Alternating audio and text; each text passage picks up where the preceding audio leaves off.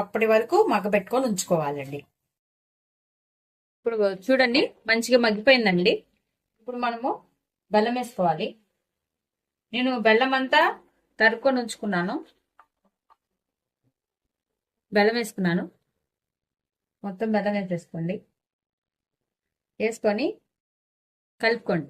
ఇది ఏంటంటే అందుకనే తీపి కూడా అంటారండి, బెల్లం ఎక్కువ పట్టింది. ఒకవేళ మీకు బెల్లం అవసరం లేదంటే చక్కెర వేసుకోవచ్చు.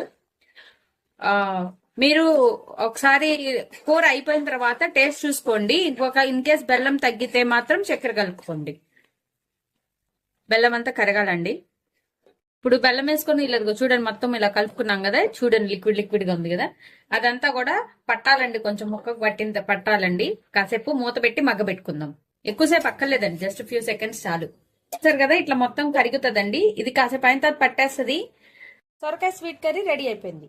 ఈ వీడియో కనుక మీకు నచ్చినట్టయితే ప్లీజ్ లైక్ చేసి, షేర్ చేసి, సబ్స్క్రైబ్ చేసుకోండి. Thank you for watching Sravya's recipes.